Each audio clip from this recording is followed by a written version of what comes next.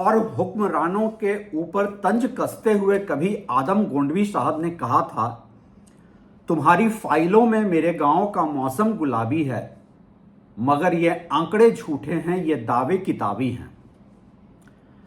LTCG tax और indexation को लेकर जितने self styled financial experts market में हैं, जिन्होंने मेरे पिछले वीडियो पे काफी क्वेश्चन किया था, कैलकुलेशन की मिस्टेक्स बताई थी, जिनका कहना था कि long term capital gain tax without indexation benefit home buyers के लिए फायदे का सौदा है, आज अचानक जब वित्त मंत्री ने प्रपोजल दे दिया कि हम ड्यूअल ऑप्शन दे रहे हैं, विथ इंडेक्सेशन 20% और विदाउट इंडेक्सेशन 12.5%, जिस पॉलिसी को इन एक्सपर्ट्स ने इतनी तारीफ की थी, आज वो वित्त मंत्री के यू टर्न की भी उतनी ही तारीफ कर रहे हैं। मेरी समझ में नहीं आ रहा है कि मैं इन एक्सपर्ट्स से कौन सा सवाल पूछूं। आप एक पॉलिसी के या तो फेवर में हो सकते हैं या अगेंस्ट हो सकते हैं। जब पॉलिसी आई आप फेवर में थे, जब गवर्नमेंट ने यू टर्न लेना शुरू किया आप तब भी फेवर में हैं। ये तो कुछ ऐसा है कि मैं एक क्रिकेट टीम में दोनों टीम की तरफ से बैटिंग कर रहा हूं। अभी जो वित्त मंत्री ने एलटीसीजी के साथ ड्यूअल ऑप्शन दिया है वो ये है कि या तो आपका long term capital gain tax पहले की तरह विथ इंडेक्सेशन आपको 20% के रेट से चार्ज होगा, या विदाउट इंडेक्सेशन 12.5%, जो भी लोअर है वो ऑप्शन आप ले सकते हैं। और ये ऑप्शन अवेलेबल है उन प्रॉपर्टीज के लिए जो बजट अनाउंसमेंट के दिन तक आप एक्वायर कर चुके थे।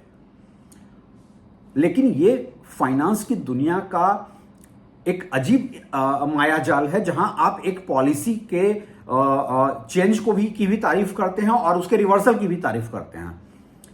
मेरे एक इकोनॉमिस्ट मित्र हैं, जब मैंने उनसे पूछा था, जब पहली बार एलटीसीजी पे इंडेक्सेशन बेनिफिट हटाए गए थे और मैंने उनसे पूछा था कि इतना सपोर्ट जो हो रहा है किस बात का है, उन्होंने मुझसे हंसकर पूछा कि ये सपोर्ट इकोनॉमिक रीजन से है या पॉलिटिकल रीजन से है।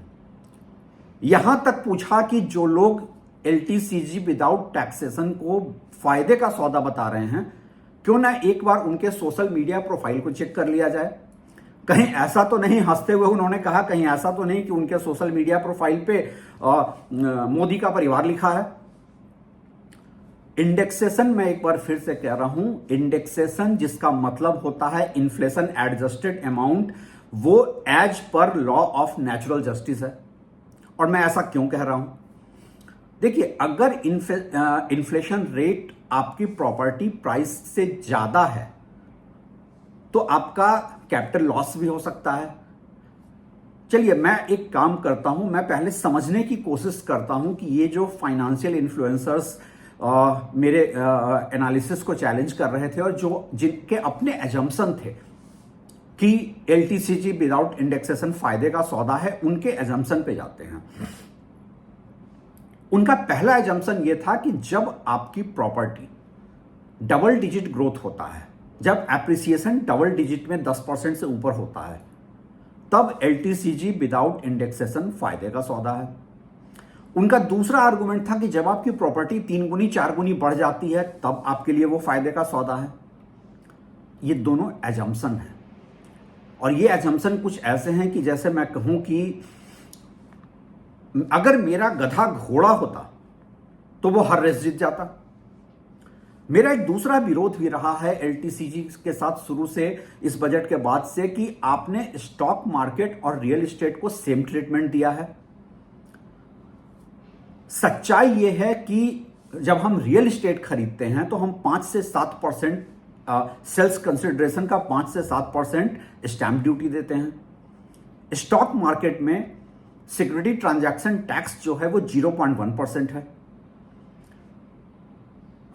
प्रॉब्लम यह है कि जितने एजम्पशंस मार्केट में दिए जा रहे थे, बेनिफिट्स बताए जा रहे थे, वो ग्राउंड रियलिटी से कटे हुए हैं।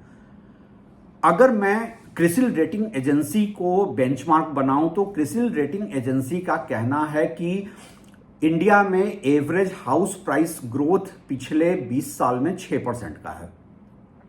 अब इसमें सिटी वाइज और सिटी के अपने पॉकेट्स में कहीं ज्यादा ग्रोथ कहीं कम ग्रोथ होता है, लेकिन नॉर्मली पिछले 20 साल का जो डाटा कहता है कि 6% का ग्रोथ है।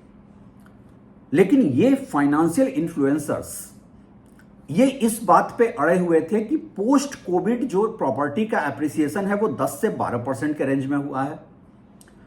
अब 10 से 12% का पोस्ट कोविड ग्रोथ जो है वो तो पेंटअप डिमांड था, क्योंकि प्री कोविड डेज में प्रॉपर्टी मार्केट में ग्रोथ नहीं हो रहा था, तो एक पेंटअप डिमांड था जो पोस्ट कोविड में एप्रिसिएशन डबल डिजिट में चला गया। इसको हम जनरलाइज नहीं कर सकते हैं। अगर मैं मुंबई और एनसीआर के कुछ माइक्रो मार्केट को देखूं कि जहां पिछले 10 से 15 सालों का रिकॉर्ड निकालूं, तो ऐसे मार्केट्स भी मुझे मिलेंगे जहां की एप्रिसिएशन पिछले 10-15 साल में 3 से 4% का है। उनका क्या? जब उन्हें घर बेचना होगा वो लॉस में जाएंगे। क्रिसिल डाटा कहता है 6%, कहीं कहीं पर 8% ग्रोथ है, कहीं पर 10% है। मैं एक बेंचमार्क एक लिबरल व्यू ले लेता हूं। आमतौर पे मेरी जिन लोगों से, चूंकि हम लोग अर्बन सिटीज में, इंडिया के टॉप 10 सिटीज में ज्यादा लोगों से बात करते हैं, तो आमतौर पे जो मुझसे लोग कहते हैं वो ये कि देखिए हमारी प्रॉपर्टी जो है वो पिछले 10 साल में प्राइस डबल हो गया। चलिए मैं इसको एक बेंचमार्क के तौर पर लेकर बात करता हूं। 10 साल में अगर आपकी प्रॉपर्टी डबल हुई है तो इसका मतलब, मैं अकाउंटिंग के रूल 72 से जब अप्लाई करके देखता हूं तो 7.2% का CAGR ग्रोथ आता है। तो अगर आपने अप्रैल 2014 में आपने 1 करोड़ का घर खरीदा था जो अप्रैल 2024 में 2 करोड़ की है, तो चलिए हम कॉस्ट इन्फ्लेशन इंडेक्स टेबल पे आ जाते हैं, LTCG विथ इंडेक्सेशन कैलकुलेट करते हैं। अब अप्रैल में अगर 1 करोड़ का हमारा अप्रैल 2024 में 1 करोड़ का प्रॉफिट है, तो हमें देखना पड़ेगा कॉस्ट इन्फ्लेशन इंडेक्स अप्रैल 2024 में 363 है।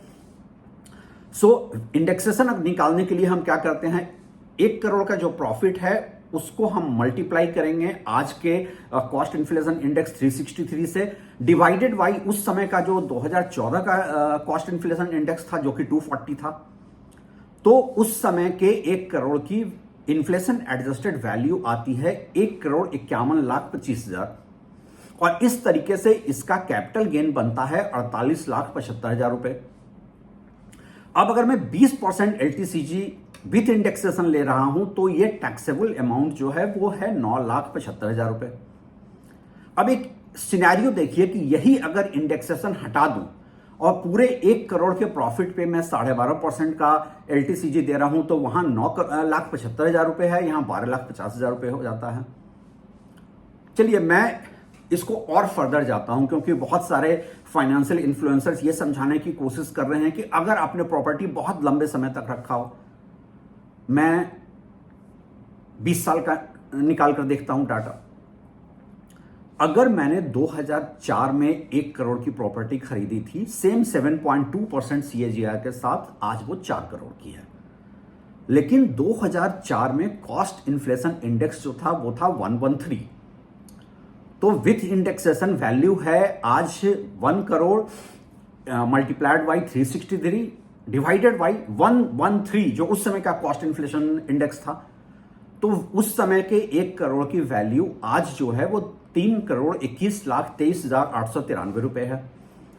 सो गेन कैलकुलेशन में आप देखिए सिर्फ 78,76,107 रुपए का गेन है।